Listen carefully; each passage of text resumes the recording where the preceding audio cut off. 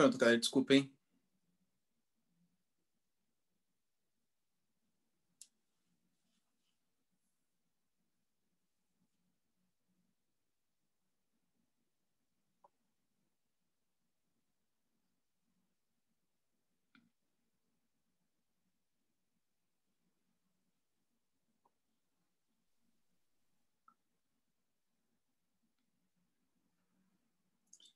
Pronto, pessoal, agora sim, tá? Nova conta do vetor. Desculpa, eu tinha esquecido que eu tinha usado essa conta aqui para outras coisas, né? E acabei ficando na minha conta mesmo, desculpa, tá? Galera, é o seguinte, então, ó, que nem a gente estava comentando, né? Perdão aí por esse vacilo. Na década de 50, década de 60, a gente teve, então, galera, o povo japonês. Nós tivemos aí o povo japonês. Eu só vou esperar o pessoal entrar, porque isso é mancada, né? Tava no meio da...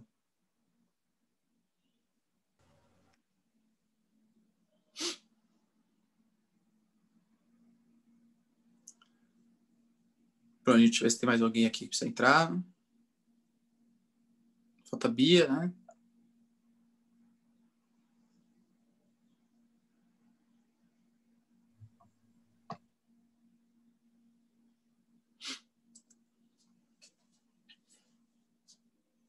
Bom dia, Cláudio, beleza? Agir. Tá. Bom, galera, então, ó, vamos lá. Perdão aí pela mancada, tá? Esqueci que eu tava na conta pessoal e não na conta do vetor, por estado de um monte de problema. Agora tá gravando tal direitinho. Falávamos então, pessoal, que na década de 50, década de 60, o Japão, destruído pela Segunda Guerra, recebe apoio financeiro dos americanos. Os americanos, através do Plano Colombo, criam financiamento. Bom dia, Gi, tudo bem? Criam financiamento. Esse financiamento, né, esse dinheiro dos Estados Unidos para a reconstrução dos países asiáticos, conhecido como Plano Colombo. O Japão vai pegar esse dinheiro, vai pegar essa grana. Lembrando, galera, que as condições eram não investir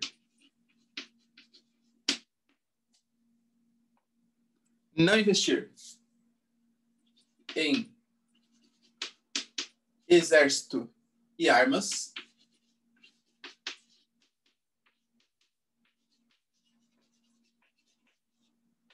tá? E, galera, tudo que for importações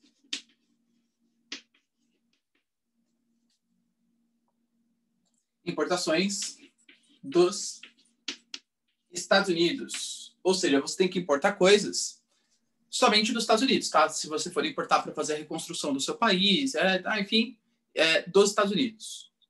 Como você não podia investir em nada bélico, a gente tem que lembrar, galera, eu já falei para vocês isso quando a gente falou de tigres asiáticos, eu vou falar para vocês novamente. Em geopolítica, existem dois tipos de poderes, digamos. É o soft power. Soft power é o poder tipo de influência cultural, influência econômica que você tem. E nós temos o hard power. O hard power é o poder militar que você tem. Os tigres asiáticos e o Japão são dois grupos de países que têm um soft power muito elevado, né? Então, a influência cultural muito grande, grandes transnacionais, desenvolvimento de tecnologia, tudo tal.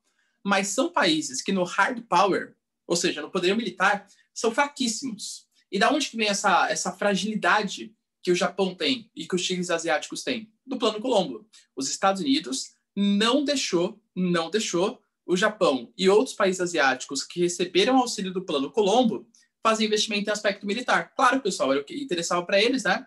Que para os Estados Unidos, que esses países tivessem uma dependência geopolítica. Se for levar ao pé da letra, a Europa foi assim também. A Europa hoje, galera, o Plano Marshall, ele também impediu que a Alemanha, a França, enfim, né, outros países recebessem o dinheiro e investissem em exército. A União Europeia hoje é extremamente dependente da OTAN, da Organização Tratado do Atlântico Norte. Por quê? Porque os Estados Unidos não deixavam os países investirem em nada bélico, para manter uma certa dependência mesmo, tá?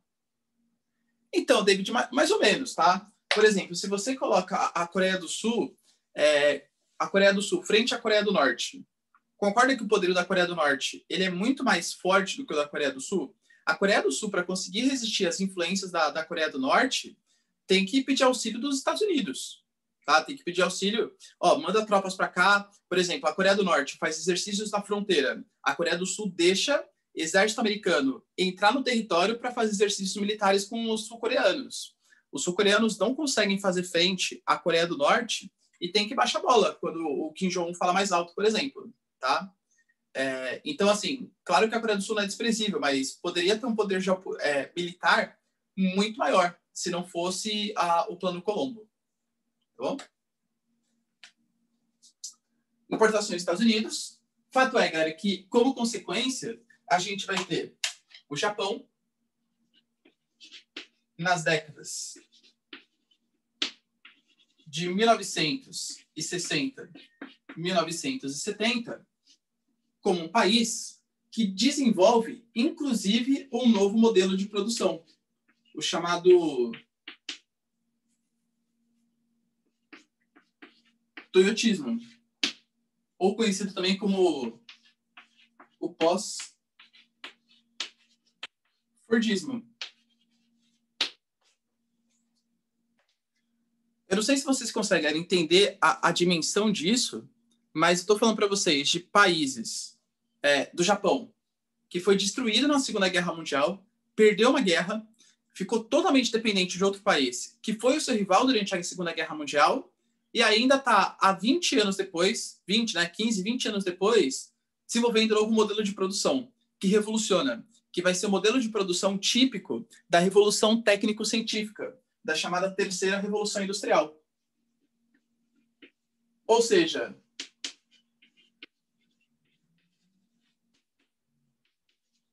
o Japão, galera, cresce muito em pouquíssimo tempo, com esse investimento em tecnologia, pesquisa, desenvolvimento. Tanto que, por exemplo, vocês sabem que tem uma data, que eu sempre falo para vocês, galera, decora essa data, que é 1973. Sabe por que 1973? Porque a crise do petróleo, né? A crise do petróleo que abala o mundo inteiro. Muda a geopolítica mundial, acaba com o estado de bem-estar social, aqui no Brasil a ditadura militar entra em crise, enfim. Um monte de acontecimentos.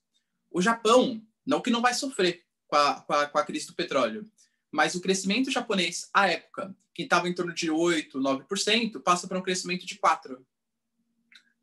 Enquanto tem países, galera, que literalmente acabam com a sua economia, o Japão cresce menos, mas continua crescendo, tá? O Japão teve um crescimento muito forte, galera, um crescimento muito significativo. O toyotismo, da chamada Terceira Revolução Industrial. E lembrando que esse modelo de produção, ele é caracterizado, galera, dentre outras coisas, pelo modelo just-in-time. Vocês lembram? A gente já analisou, né, os tipos de modelo de produção. Eu já falei para vocês o que é o Taylorismo, o que foi o Fordismo, o que foi o Toyotismo. O Toyotismo, galera, só para a gente, em linhas curtas aqui, ó, o Toyotismo foi um modelo de produção que eu acho que, assim, para vocês entenderem ele, vocês têm que entender aonde que ele nasceu. Nasceu no Japão, um país que não tem espaço e um país que não tem recursos naturais, mas que, tem muita tecnologia. Isso é o Toyotismo. Por quê? O modelo just-in-time, ele é um modelo que, como o próprio nome já diz, ó, meu sotaque britânico aqui, ó, just-in-time, tá?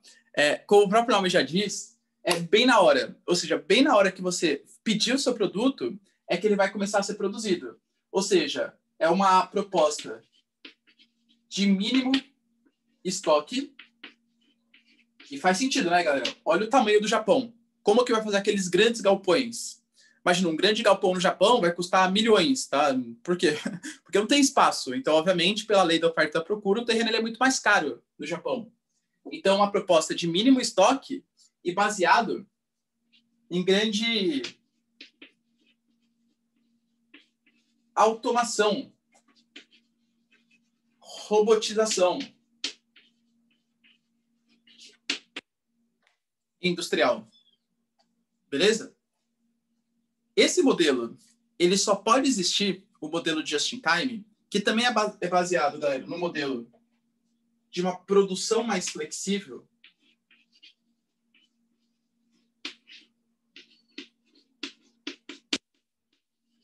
Como assim produção flexível? Se eu falo para vocês, por exemplo, de uma indústria da segunda revolução industrial, é tipo uma Ford Uma Ford lá nos seus princípios. Um galpão gigantesco. Galera, todo carro era produzido na mesma indústria. O volante, a embreagem, a carroceria, tudo era produzido na mesma fábrica. Imagina o tamanho do negócio. E, obviamente, galera, a Ford, por mais sensacional que seja a indústria, ela com certeza não vai ter a produção melhor de volantes do mundo, não vai ter a produção de rodas melhor do mundo, etc. No modelo toyotista, você não precisa produzir tudo na mesma fábrica, porque é uma produção mais flexível. Você começa agora a terceirizar a sua produção.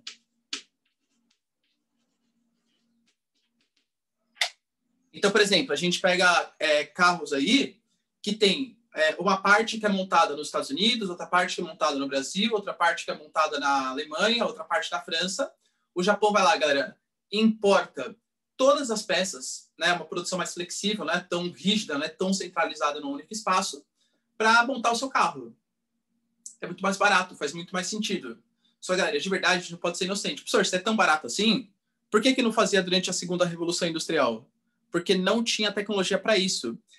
Eu estou falando para vocês que hoje as indústrias compram tudo do mundo inteiro. Para você conseguir fazer isso, você precisa ter uma comunicação extremamente eficiente.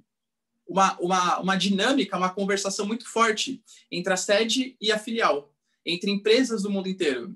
Se a comunicação tem que ser eficiente, o transporte tem que ser muito eficiente também. Imagina, galera, olha, a gente quer importar, sei lá, volante. Foi um volante que eu não conheço muito bem e tal, as partes do carro, confesso para vocês. Então, eu preciso importar volante aqui. Ah, beleza, fica tranquilo, daqui 6 meses chega. Tá? Óbvio que isso vai parar a produção. Então, hoje, como o transporte é muito mais rápido, a geopolítica, a economia, ela consegue ser mais dinâmica também. Isso é o modelo toyotista de produção. É um modelo, galera, que você consegue produzir assim que você pede. E aí você consegue customizar muito melhor o seu produto. Lembra, no modelo fordista, que é o que vem antes do toyotismo, o Ford deixa uma frase bem clara. Olha, você pode escolher o modelo de carro que você quiser, desde que você escolha o Ford T preto. Por quê? Galera, os trabalhadores executavam sempre a mesma função, né? Obviamente, o produto final vai ser sempre o mesmo. Você só tinha o Ford T preto. Não tinha uma dinâmica, uma customização do seu produto. Você escolhia, você consumia ali sempre a mesma coisa, tá? Deu para entender a diferença? Eu passei meio rapidinho, galera, porque a gente já viu isso, tá? Exatamente. O senador tá tipo o Japão, conceituando recurso em pequenos espaços, só não produz, né? Cara, vocês viram o senador, né, com tiro na cueca? Várias piadinhas infames, né? Que o cara literalmente ressignificou a noção de dinheiro sujo, que ele estava aplicando na poupança. Que mais? Tinha mais umas piadinhas aí, tá? Que eu esqueci. Mas enfim, tá? Mais ou menos essa ideia mesmo. Beleza, galera, essa questão do Japão, então? Sim.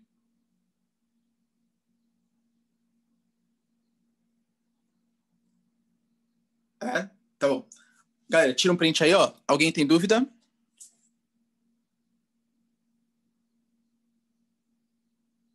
Não? Tá bom. Vou apagar então e a gente vai começar a falar sobre Índia, tá? André, acho que essa vai ser a saída, né? Quem aplica no próprio fundo vai ter isenção as piadinhas aí, ó. Vou apagar, hein?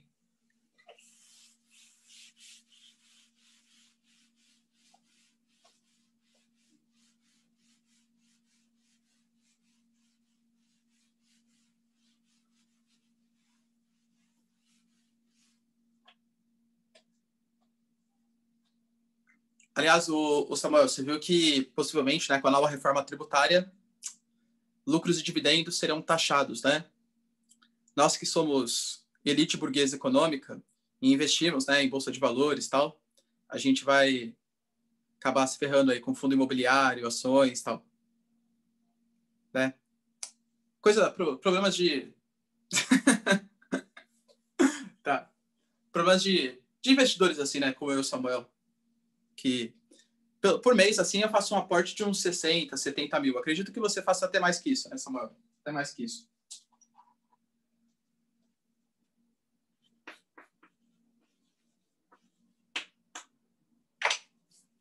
Beleza? Galera, vamos lá. Ó, seguinte.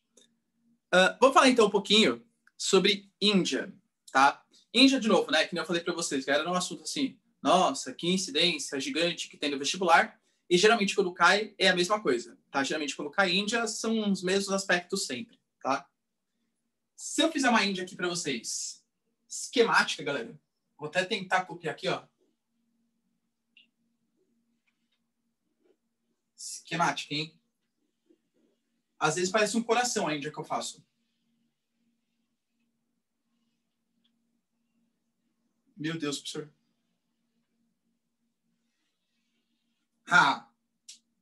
Índia, tá? Porque nós temos a Índia. A gente vai ter, galera, o trópico de Câncer, passando mais ou menos por aqui assim, ó. 23 graus norte. Tá? 23 graus norte. A Índia, ela vai ter um relevo bem próprio do seu território também, claro. Aqui é o norte. Nós vamos ter a presença deles. Sabe eles? Eles mesmos. Os dobramentos modernos.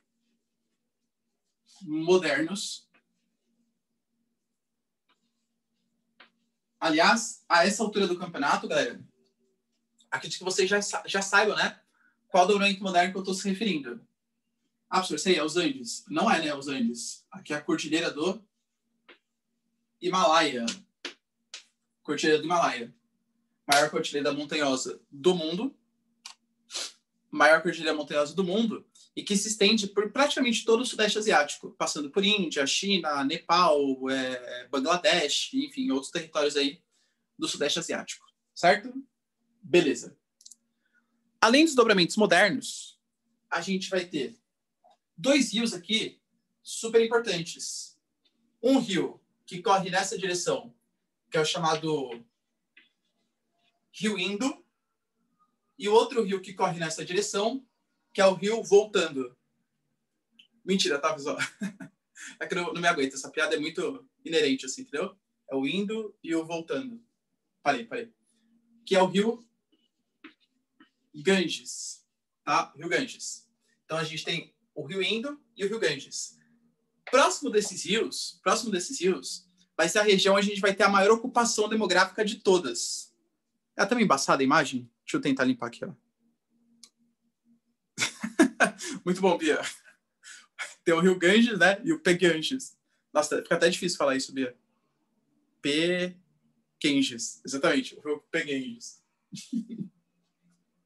O rio Indo e o rio Ganges, eles vão ter, galera, próximo das suas margens aqui,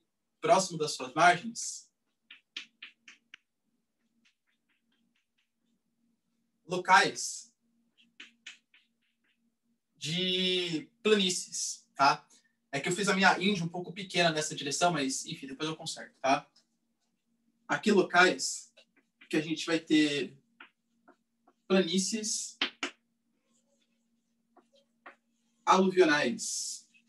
O que são essas planícies aluvionais, professor? Planícies que se instalam próximos de rios, tá? Próximos de rios. Geralmente, ainda mais na Índia, que é uma região muito chuvosa, a gente já vai entender o porquê. Porque eu vou falar das monções. Professor, de novo, monções, não aguento mais as monções. Eu sei, galera, mas vou fazer o quê, tá? Eu não vou explicar todo o sistema de novo, a não ser que alguém queira, tá? Mas eu já expliquei quando eu falei de China, quando eu falei de Japão, e Índia também tem um aspecto das monções, tá? Então, isso aqui, ó, as planícies aluvionais, que formam, em geral, solos extremamente férteis, solos extremamente férteis. E a gente vai ter, galera, aqui também, ó, um branquinho que eu tô colocando para vocês, uma região chamada de Planalto do Deccan. Planalto do Deccan. É uma região de planalto cristalino, rocha cristalina, rocha magmática. E vocês bem sabem, né? vocês bem sabem, galera, se tem rocha magmática, qual que é o recurso mineral que eu posso explorar ali mesmo? Se tem arcabouço cristalino, qual que é o recurso natural que eu posso explorar mesmo?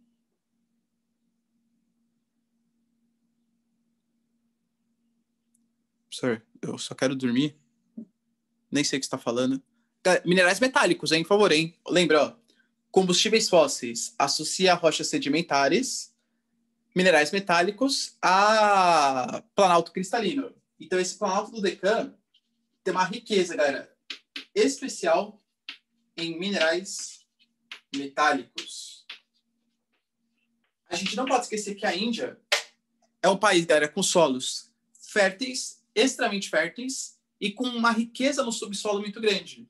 Tanto que a Índia, ela tinha um apelido, enquanto era colônia dos ingleses, os ingleses chamavam a Índia de a joia da coroa. Como assim, professor, a joia da coroa? De todas as colônias que eu tenho, a Índia é a minha queridinha. Tá, é mais ou menos essa ideia aí da joia da coroa. Beleza? A Índia era vista com ótimos olhos por parte dos ingleses. E nós vamos ter aqui, galera, depois do Rio Indo, essa partezinha aqui do território com a presença de um deserto chamado Deserto de Thar. Deserto de Thar.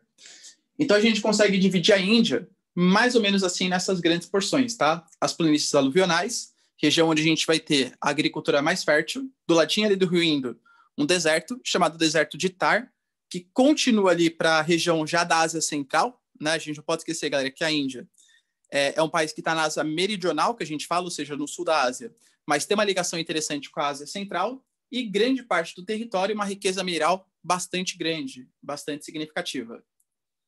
Professor, em relação ao clima, o que você pode falar para a gente? Que a gente vai ter uma grande diferença em duas grandes porções. A gente vai ter o clima frio de montanha, na região do Himalaia, e para variar, não aguento mais falar sobre ela, tá? Mas eu acho que vai ser a última vez, porque agora depois a gente vai partir para a África, né? Então vai ser a última vez que a gente vai falar sobre ela, mas a presença das monções. A presença das monções. Então, ó, atuando, galera, nessa direção no período de verão, a gente vai ter a atuação das monções de verão, que fazem com que o período de junho até setembro a gente tenha altíssimos índices pluviométricos. Altíssimos índices pluviométricos. As monções de verão, galera, lembra, né? No período de verão, o oceano ele está mais frio que o continente, então o continente se torna um centro de baixa pressão atmosférica. O vento do Oceano Índico se forma aqui no Oceano Índico, zona de alta pressão, e se expande para a região de baixa pressão continental, causando, galera, muitas chuvas nessa região, principalmente quando bate aqui na cordilheira do Himalaia, formando as chuvas orográficas, as chuvas de relevo. Certo? Na Índia, galera, a gente não pode esquecer, o Rio Indo e o Rio Ganges, tá? Eles são rios de planalto, obviamente. E, aliás, olha que interessante, galera, tem uma questão, olha como pode cair, né? Pode aparecer. Talvez, para quem já tenha feito, eu sei que vocês estão fazendo bastante simulados aí, né? E com toda razão, tem que fazer mesmo, tá? No AVA, o Rubão fala pra gente, né? Que tá mandando bastante questões aí de FUVEST, etc. Talvez vocês já tenham feito uma questãozinha que falava da bacia Ganges-Brahmaputra. Alguém lembra de ter visto essa questão já? É uma questão que fala, galera, sobre a bacia do Ganges-Brahmaputra. Se vocês vissem essa questão, na hora, você fala assim, nossa, olha que ódio do Ricardo. Ele não falou desse Brahmaputra. Não sei fazer a questão porque o Ricardo não falou. Galera, de verdade, ó, dica pro vestibular para vocês. Se aparece uma palavra muito difícil ou uma questão que parece muito difícil, você, em geral, consegue resolver ela de outras maneiras, sem ter necessidade de eu falar para vocês da bacia Ganges-Brahmaputra, tá? Porque eu não vou conseguir, galera, falar de todas as bacias hidrográficas do mundo, e obviamente o vestibular não espera que você saiba em detalhes todas as bacias hidrográficas do mundo. Ele colocava a bacia do Ganges-Brahmaputra, só que não falava para vocês que era um rio de Planalto. Mas, galera, de verdade, precisa falar que o rio Ganges e o Brahmaputra, né? Já que a bacia Ganges-Brahmaputra é um rio de Planalto? Não, né? Por quê? Porque está na região próxima da Cordilheira do Himalaia. Se você associasse que essa bacia do Ganges, Brahmaputra, nasce na Índia e está no rio de Planalto, você matava a questão sabendo, claro, as características de um rio. Tá? Rio de Planalto, em geral, é um rio que não tem tantos meandros, não tem tantas curvas, é um rio que deposita menos sedimentos na foz, porque a velocidade é mais rápida dos rios. Vocês já começaram a estudar hidrografia com o Júlio? É que eu sei que o Júlio estava um pouquinho atrasado com vocês, né? Eu vi que ele marcou 35 aulas de reposição. Mas tá certo, cara. Melhor terminar o conteúdo, né, do que... Eu também, eu confesso, velho, eu só não fico atrasado porque as aulas de atualidades, a gente vai discutindo pouco a pouco, né? Eu dei aulas de atualidades completas para vocês no começo do ano, dos assuntos que eram mais importantes, e eu vou tirando o atraso, assim, das aulas de geografia geral nas aulas de atualidades. Por isso que eu não fico atrasado. Mas é difícil em ciências humanas conseguir dar conta do conteúdo, né? Muita coisa que a gente tem para falar, muita coisa que vai surgindo, muitas coisas que dá para fazer relação, enfim. É complicado. Tá bom? Então, as monções de verão, aumento dos índices pluviométricos. Beleza? Cara, tira um print aí quem quiser. Alguém tem dúvida até o momento? Pode falar, Professor, David. essas monções, elas atingem com a mesma intensidade, tipo, a, a parte que... É que, tipo, tem chuva orográfica ali nos dobramentos do Himalaia, né? Só que, tipo, ela atinge com a mesma intensidade, tipo, essa parte sul do país? Ou é mais naquela parte perto do Himalaia mesmo? Atinge da mesma maneira, David, tá? A grande diferença é que realmente na parte da Cordilheira do Himalaia vai ser mais chuvosa, mas por conta do relevo mesmo. Mas a intensidade que atinge vai ser a mesma. Se a gente pegar o sul da Índia, ele também vai ser mais chuvoso no período de verão, porque tem as ações das monções. E por mais que não tenha uma barreira do relevo, parte da umidade fica e chove ali mesmo. Mas quando chega na Cordilheira do Himalaia, aí sim vai ser mais chuvoso mesmo, porque vai ter a barreira do relevo. Então a intensidade que atinge é a mesma.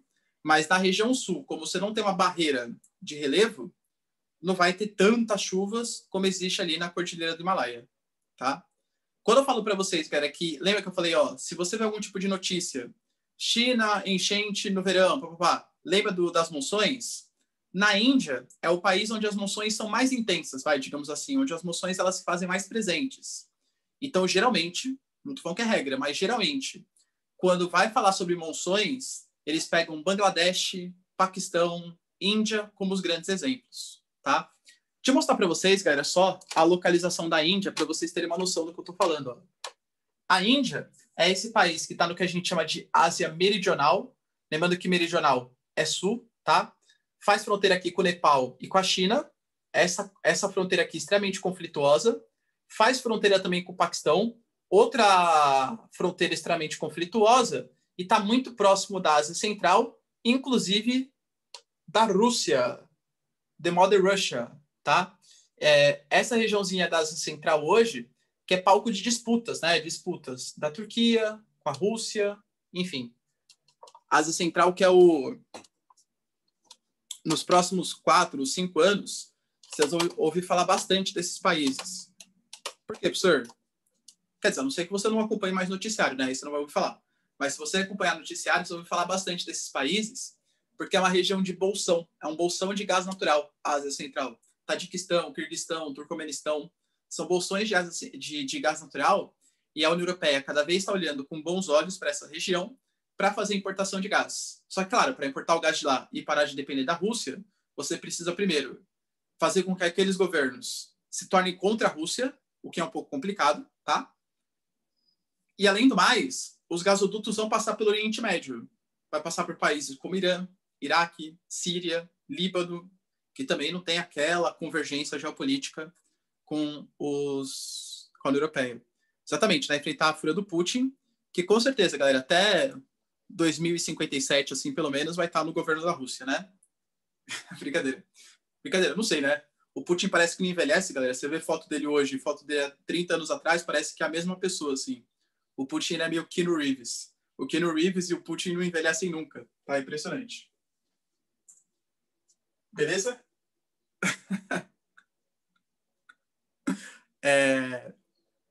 Nossa, imaginou, é verdade, né? Mas aí acho que... Lavigne também, é verdade. Mas aí acho que é muito até pro Putin, né? A Rainha Elizabeth aí não dá. A Elizabeth não tem como superar. Vou apagar a luz, hein? Beleza?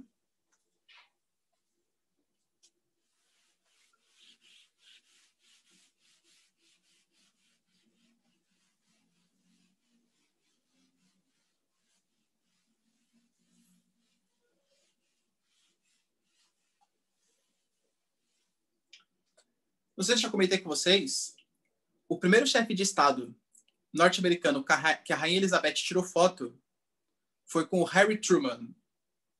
Só quem é Harry Truman? É aquele cara que assumiu os Estados Unidos depois da morte do Roosevelt, depois da Segunda Guerra Mundial. Lembra que ele até cria a doutrina Truman, que era uma política de contenção do socialismo soviético.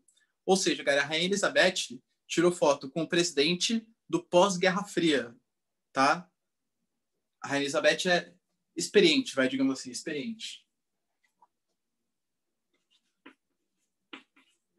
Pegando aqui, galera, nos aspectos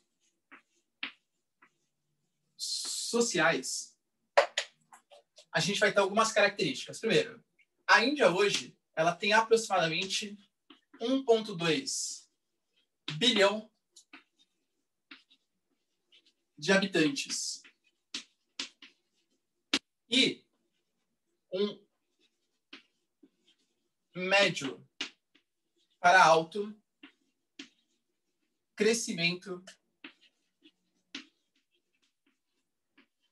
vegetativo.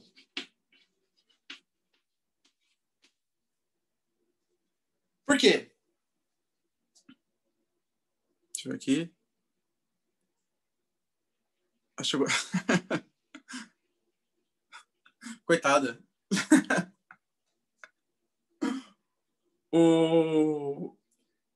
Então, pessoal, médio para alto crescimento vegetativo, tá? Por quê? Porque ainda tem uma taxa de natalidade muito grande. Eu diria para vocês que esse médio para alto crescimento vegetativo, ele tem dois motivos principais. Primeiro, é um país ainda, galera, com cerca de 60% da população rural. Ou seja, é um país majoritariamente rural, as pessoas vivem no campo, tá na Índia, majoritariamente rural, e é um país que tem ainda, além dessa população majoritariamente rural, uma religião que favorece esses altos índices de natalidade. Eu não sei, galera, se eu já comentei com vocês, eu acho que já tá um pouquinho sobre a religião hindu. Se eu já falei, eu vou comentar rapidinho, porque eu acho que eu já falei mesmo, tá? 60% da população rural e uma religião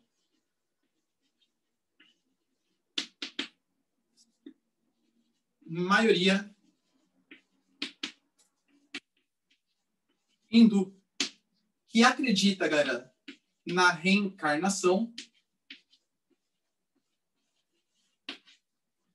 em conjunto com o karma, tá? Como que funciona, galera, na Índia? Eu acho que eu já falei, então vou falar bem rapidinho, tá? A gente tem como se fosse uma espécie de sociedade estamental, em que você tem um espírito, teoricamente, assim, quando o espírito nasce, ele tem que passar pelas piores provações para conseguir evoluir como um espírito mesmo. Então, o seu espírito nasceu. Quando você encarnar pela primeira vez, você vai vir com a casta mais baixa de todas. Um pária, um Dalit, tá? E quando a vida que você levar vai ser uma vida, galera, privada de qualquer tipo de noção de desenvolvimento econômico, crescimento pessoal, etc. Você vai levar uma vida péssima. Vai ser pobre, vai ter os piores empregos, não vai conseguir se relacionar com pessoas de castas superiores e tal. Quando você passar por todas essas provações, na próxima encarnação, você vai vir como uma casta superior. E aí, a sua vida ainda vai ser ruim, mas vai ser menos ruim do que na reencarnação anterior. Vai passar por todas as provações, na próxima encarnação, nasce numa casta superior, a casta superior para lá, até que você não precisa mais reencarnar, você atingiu o seu nirvana espiritual, digamos assim, tá? O que isso tem a ver, professor? Isso tem a ver com duas questões da Índia. Primeiro, que na Índia é difícil você ter uma sociedade que tenha ascensão social, porque a Índia, se for pegar a Constituição indiana, a Índia é um país laico. Esteja bem claro, tá? A Índia é um país laico. Não existe, a religião não está atrelada ao Estado. Mas a população, sim, né? A população tem um quê? Muito ligado à presença do Estado. A presença da religião, perdão, tá? Então, eles seguem fervorosamente. Nas áreas urbanas, cada vez menos. Nas grandes capitais, Calcutá, Delhi, Bangalore, são cidades que hoje você tem uma ascensão social mais significativa, tá? Tipo, essa coisa de religião tá ficando um pouco mais superado. Mas ainda assim, galera, a presença é bastante forte na população indiana. E quando a gente fala em reencarnação, nessa purificação espiritual, quanto mais filhos você tiver, mais você está acelerando esse processo de purificação, esse processo de melhoria, né, da sua pessoalidade, melhoria do seu espírito, até conseguir atingir o desenvolvimento. Certo? Ok. Então, 60% da população rural e uma religião de maioria hindu. Há, na Índia, uma diversidade religiosa. Bem importante também. A gente tem na Índia, galera, aproximadamente 75% da população hindu, 20% da população muçulmana e 5% da população de Sikhs. Professor, o que é Sikhs? Sikhs é uma religião minoritária, tá? Uma religião minoritária. Eu confesso, galera, que eu sei muito pouco, tá, sobre a religião. A gente sabe aqueles estereótipos, né, que aparecem, sabe? Tipo, os Sikhs são aquelas pessoas que usam um turbante na cabeça e que geralmente quando a gente vê em desenho, vê que o cara fica soprando assim para fazer a cobrinha subir, sabe? Para sair do baldezinho de palha, tá? Na Índia, a gente acha que porque por ser uma população, né, por ser uma religião majoritariamente hindu, que existe falta de licença religiosa. Mentira, galera, tá? Existe um respeito à religiosidade bastante grande. Tanto que, por exemplo, o primeiro-ministro atual da Índia é um Sikh, tá? É um Sikh. Então, a gente não tem uma ditadura hindu ou coisa que vale. Beleza? Embora, nessas regiões, tanto na região de maioria muçulmana, tá? A maioria muçulmana, ela se encontra no norte da Índia,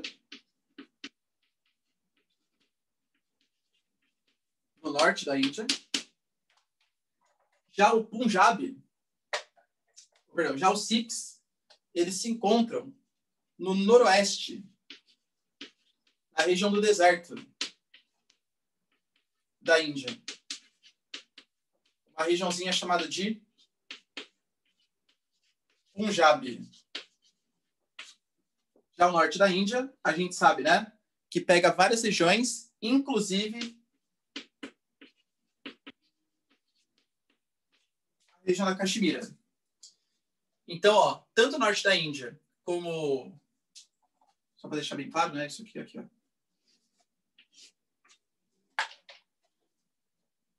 São regiões onde existem movimentos separatistas. Existem, sim, movimentos separatistas, tanto dos Sikhs, na região do Punjab, quanto da Caxemira, né, que é muito mais conhecido. Tá bom? Na região do Punjab, galera, eu confesso para vocês que cada vez menos. Não é um movimento tão forte. Já foi muito mais forte no período de independência da Índia. Hoje em dia menos, tá? Já a região da Caxemira a gente sabe que continua bem ativo até hoje. Ok?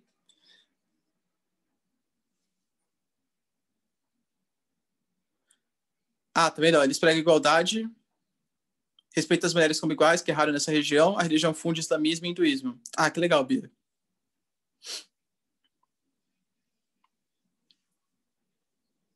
Fala aí, David, pode falar.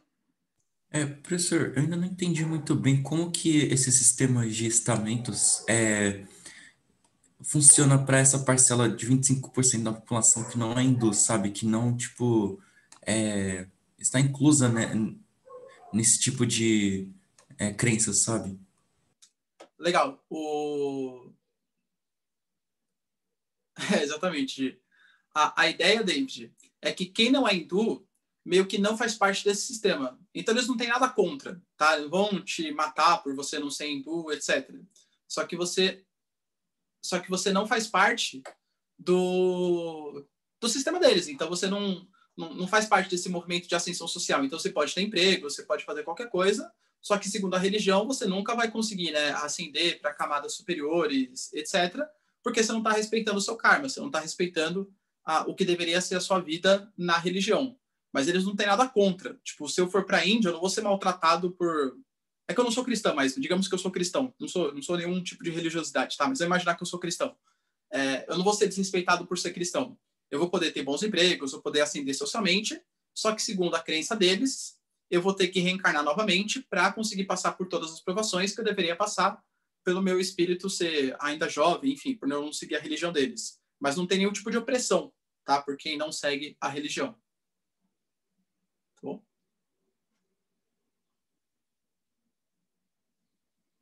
Tá? Beleza. Outra coisa, galera, que eu queria falar para vocês, então, ó, tira um print aí. Beleza?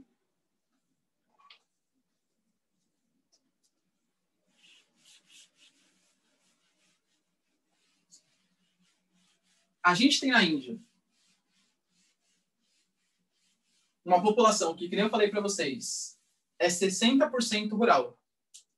Vocês estão imaginando, cara, que 60% de 1,2 bilhão é muita coisa, tá? Eu ia fazer, deixa eu ver aqui, ó. 720 milhões, né? Ó, tá? 720 milhões de pessoas. Cara, com certeza é o país com a maior população rural do mundo. E lembrando que o território da Índia não é um território tão grande como o território chinês. Então, a densidade demográfica na Índia é uma densidade demográfica muito maior que a densidade demográfica chinesa. Eu não vou colocar para vocês, galera, mas se vocês tiverem curiosidade, pesquisem, tipo, trânsito Nova Delhi, trânsito Mumbai. Não sei se vocês já viram algumas situações. É uma coisa, galera, que eu não sei como não morreram uns 10 ali, tá? Só enquanto eu tava gravando o vídeo. Depois pesquisem no YouTube, tá? Vocês vão ver, galera. É, tipo, uma coisa louca, assim. Tipo, não tem farol. Um vai passando na frente do outro, assim. E aparentemente é um sistema que eles se entendem, porque ninguém bate o carro, tipo... É meio doido o negócio, tá? Mas procura lá depois. Inclusive, para tentar solucionar essa questão do espaço... Exatamente, né, Bia? Para tentar solucionar essa questão do espaço, inclusive, algumas novas modalidades, né, foram feitas. O mototáxi, por exemplo, é muito comum na Índia. A gente tem, por exemplo, o carro aqui no Brasil, o Smart, não sei se alguém tem o Smart aqui, né? Tem uma professora no colégio que eu trabalho que tem o Smart, que é aquele carrinho pequenininho, que só tem a parte da frente. Eu acho ele meio estranho, galera. Parece com um carrinho de brinquedo, se alguém tiver nada contra, tá? Claro. Mas, exatamente, parece que é um carrinho de brinquedo, assim, pequenininho, né? Uma coisinha pequenininha, assim. Tá típico da Índia, o carro indiano também, beleza? Mas fato é que a gente vai ter, galera, uma população rural muito grande, em conjunto com uma alta densidade demográfica. E isso vai fazer com que a gente tenha na Índia um tipo de agricultura, galera, bem específico, que é a chamada agricultura de jardinagem. agricultura de jardinagem. Não sei se vocês já ouviram falar, tá? Mas a agricultura de jardinagem, ela tem não só na Índia, mas do Sudeste Asiático. Na China não, tá? Mas do Sudeste Asiático de maneira geral. Laos, Camboja, Tailândia, são todos países que têm a presença, tá, dessa agricultura de jardinagem. O que é isso, professor? Eu acho que o próprio nome ele já é muito explicativo do que seria uma agricultura de jardinagem, tá? Quando a gente pega um jardinzinho, por exemplo, tá? Eu, quando era pequeno, eu sempre morei em casa, nunca morei em prédio, e na garagem lá do onde a gente tinha um jardinzinho. Meus pais sempre amaram planta, sempre. Quando eu falo assim, a gente vai cuidar do jardim, colocava fertilizante, tinha cuidado, regava, papapá, tudo direitinho, era uma preocupação bem intensiva. Não era uma floresta, claro, né? Mas era um jardinzinho ali que a gente tinha na nossa garagem. Para mim ficou muito forte que jardim é um local que você tem cuidados intensivos. Quando eu falo para vocês que é uma agricultura de jardinagem, eu estou falando para vocês que no campo, naquele espaço, você tem uma preocupação muito intensiva com aquela vegetação, com aquela plantação que você está fazendo. E, claro, sobra mão de obra, sobram funcionários, tem muita gente no campo. Então, você tem um alto número de trabalhadores por hectare. Por isso que a gente chama de agricultura de jardinagem. É uma agricultura que tem, galera, pouca mecanização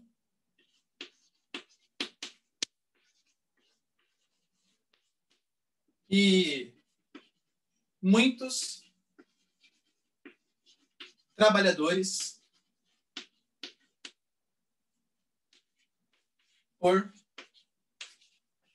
hectare. E por incrível que pareça, apresenta uma altíssima produtividade. Altíssima produtividade, tá? Lembrando, galera, que na Índia a gente tem um relevo bastante íngreme, né? Principalmente nas áreas próximas das planícies aluvionais.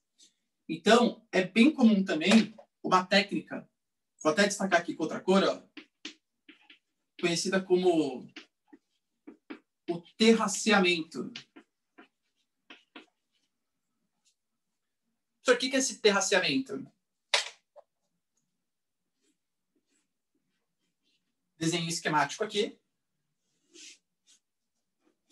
Aqui nós temos a Cordilheira do Himalaia.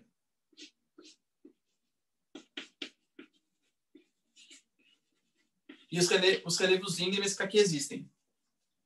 Se a gente faz plantações, galera, nessa área íngreme, nessa área de grande declividade, isso favorece muito o processo erosivo, processo de erosão. Não bom, não legal. O que as pessoas fazem?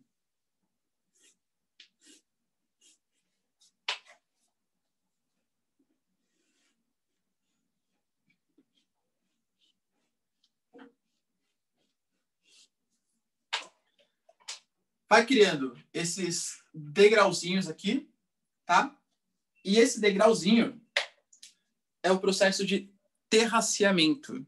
Terraceamento. Você vai criando vários terraços. E nesses terraços, sim, agora você faz aqui as suas plantações, né? Planta aqui a sua árvorezinha, papapá, beleza?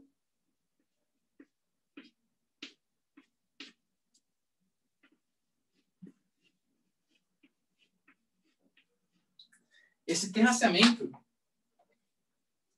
é uma técnica que reduz o processo de erosão típico ali do Sudeste Asiático. Deixa eu ver se tem dúvidas aqui.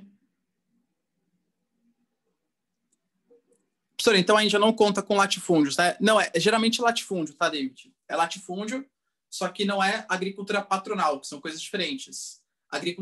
Latifúndio, a gente se fala do tamanho da terra, né? O tamanho da terra, em geral, são grandes propriedades. A Índia também é um país que tem uma concentração fundiária bastante grande, tá? Só que são latifúndios diferentes da agricultura patronal. A agricultura patronal, que é muito similar à plantation, é um latifúndio monocultor mecanizado, em geral. Na Índia, não. Na Índia, são grandes propriedades porque existe uma concentração fundiária muito grande, uma concentração econômica muito grande. Muitas vezes monocultura também está sem grandes problemas, só que ao invés de você mecanizar, você utiliza muita mão de obra barata que existe ali, tá? Mão de obra barata para fazer um tratamento bem intensivo naquele terreno, bem intensivo. Então, a agricultura de jardinagem é bem diferente, David, tá? Porque a regrinha geral que a gente estabelece na nossa cabeça, e com toda razão, tá?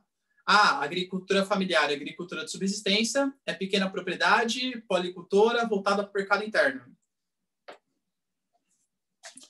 Já a agricultura de latifundiária, né, agricultura de plantation, geralmente é monocultora, voltada para o mercado externo e tal. Aqui tem a diferença. Aqui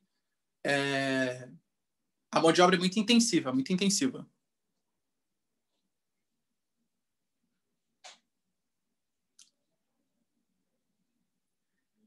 Tira um print aí, galera, quem quiser.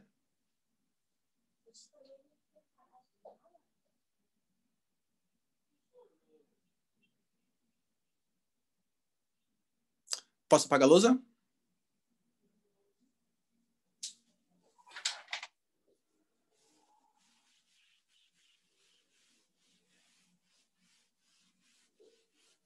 Professor, eu tô triste porque você está dando aula de Índia e você ainda não comentou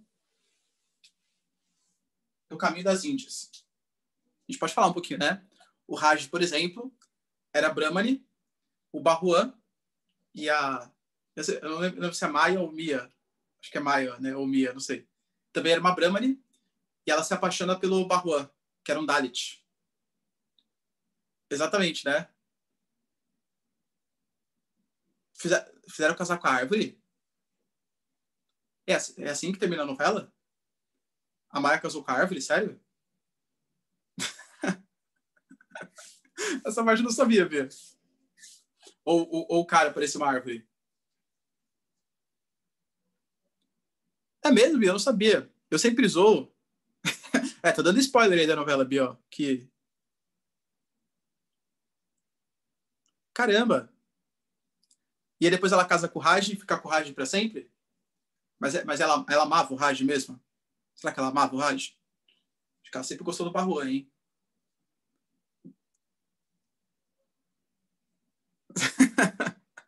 Verdade, verdade.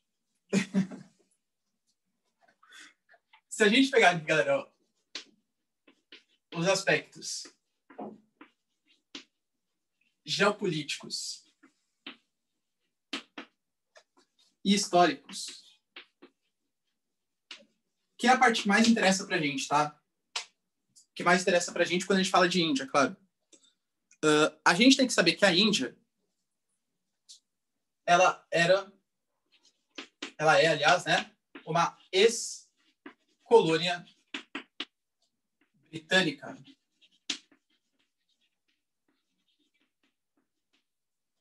E, galera, com uma ex-colônia britânica,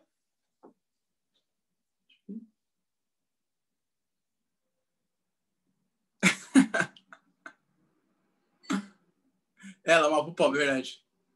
Com a ex-colônia britânica, conhecida, aliás, como a joia da coroa. Joia. Pera, não. Coisa, não conta pra ninguém, tá? Principalmente por Rubão. Joia tem acento? Eu não sei, esse negócio de tom aberto, reforma ortográfica. Joia tem acento? Na verdade eu sei, né? Eu estou fazendo um teste com vocês, claro. Tá vendo? A gente falou que tem, óbvio que eu sabia que tinha, né? Tá? É só um teste com vocês pela reforma ortográfica e tal. Então, ó, você tem aqui a joia da coroa.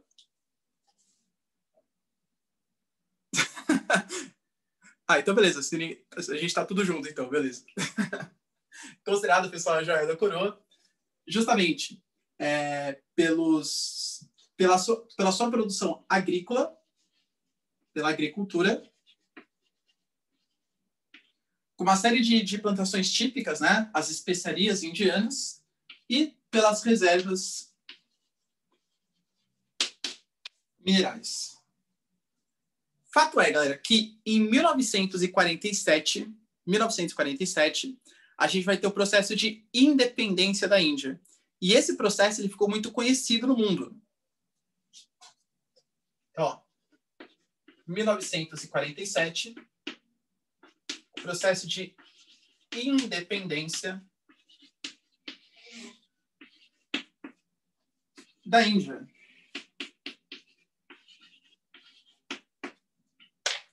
Liderado por nada mais, nada menos que ele, Mahatma Gandhi, tá? O Mahatma Gandhi, galera, grande líder pacifista. E ficou muito conhecido no mundo pelo seu processo de revolução pacífica.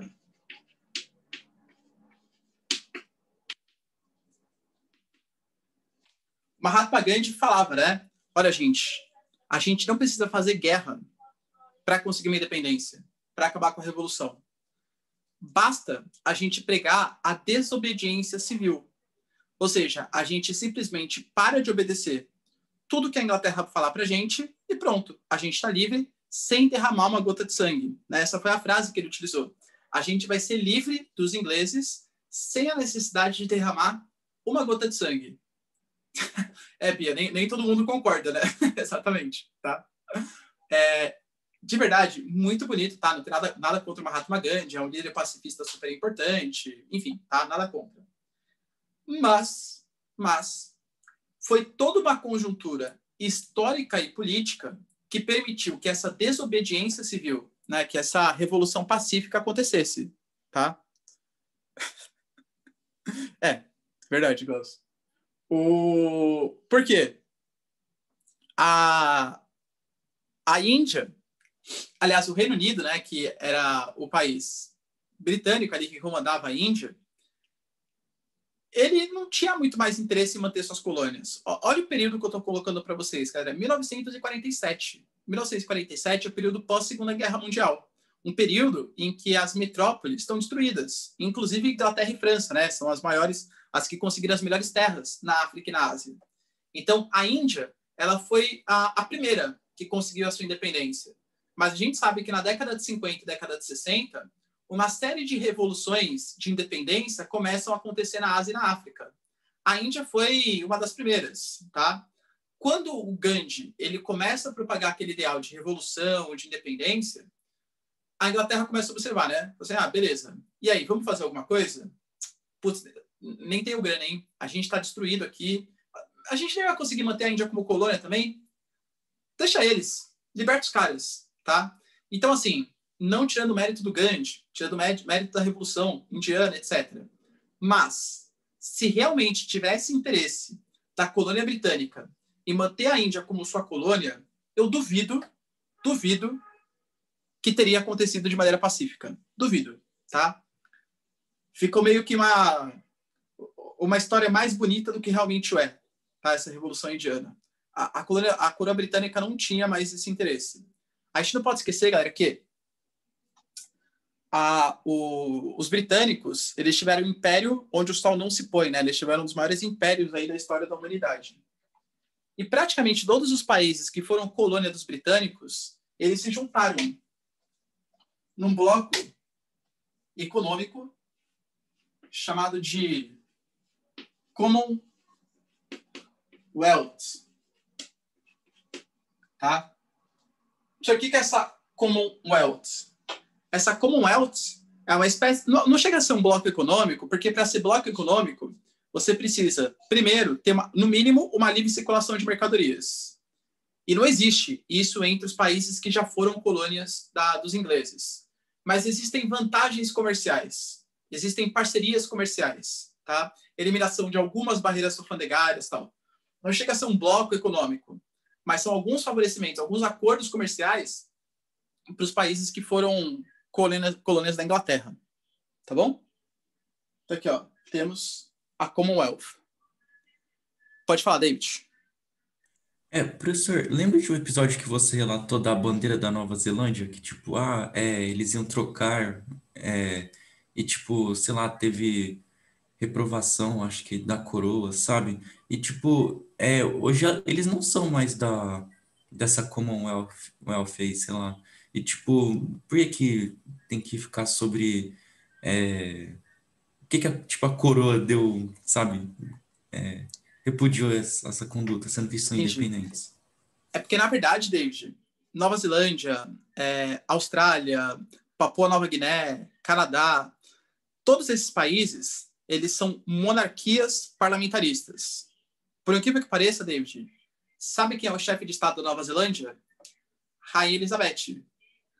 A Rainha Elizabeth é rainha também da Nova Zelândia, é rainha da Austrália, é rainha da Papua Nova Guiné, é rainha de uma série de países que tem uma monarquia parlamentarista, inclusive do Canadá também, tá? O Justin Trudeau, por exemplo, o primeiro-ministro canadense, ele tem que responder, inclusive, né, como chefe de Estado, à Rainha Elizabeth.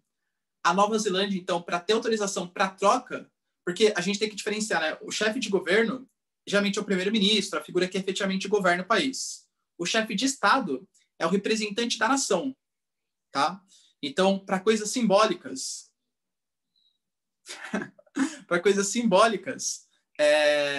ela tem que dar o seu parecer.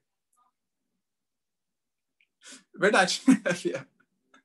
Se bem que essa coisa de monarquia não está muito boa na Europa, viu? O rei da Espanha, ele saiu fugido do país, justamente pelos casos de corrupção, viu, Bia? A Rainha Elizabeth está mais de boa, né? Por enquanto não descobriu nenhum escândalo assim dela. Vai saber, né? Enfim. Quer dizer, não descobriu nenhum escândalo, mais ou menos, né? Não querendo acusar ninguém assim, mas a princesa Diana, né? A princesa Diana lá, uma morte meio estranha ali e tal, só porque ela era muito progressista, contra aquele conservadorismo britânico. Não querendo acusar ninguém, claro, tá? Mas aquele motorista, aquela morte lá, é meio estranha, tá? Mas enfim, deixar isso para outra hora, tá?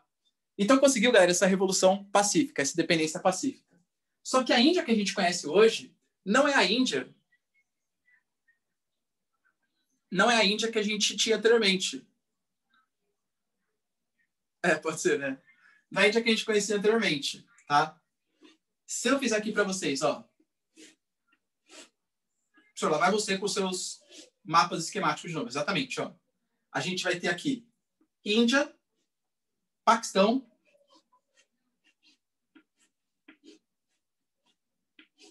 e Bangladesh. Quando a Índia consegue a sua independência,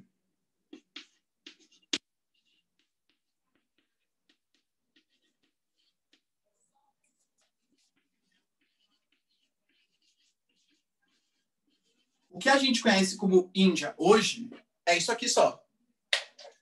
Só que anteriormente a Índia era tudo isso, galera. Isso tudo era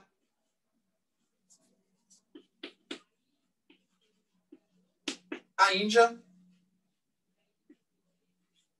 colonial, a Índia que consegue a independência. Só que começaram a existir rachas internos. E esses rachas internos motivados principalmente por traços religiosos. Principalmente porque em Paquistão e Bangladesh eram regiões de maioria muçulmana, enquanto a Índia era uma região de maioria hindu. Então, sabe o que vai acontecer? Próxima aula eu falo para vocês, galera. Todo João Kleber de novo, né? Todo João Kleber. Próxima aula eu falo para vocês como foi esse processo de separação de Índia, Paquistão e Bangladesh e as consequências que vão ter aí, guerra da Caxemira, até um monte de coisas, inclusive com a presença de Estados Unidos e União Soviética. A gente não pode esquecer, galera, que a Guerra Fria, ela sempre tinha influências indiretas, né?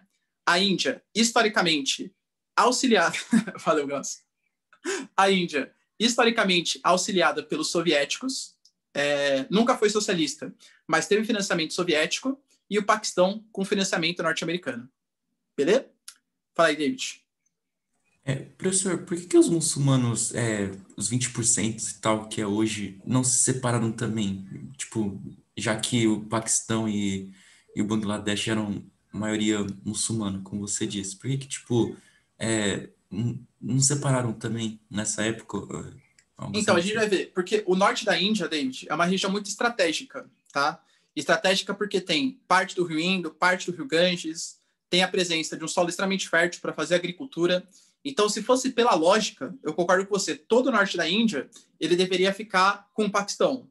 Só que isso não aconteceu, porque a Índia não quis. A Índia sabia dos potenciais que ali existiam. o norte da Índia, exatamente, Bia.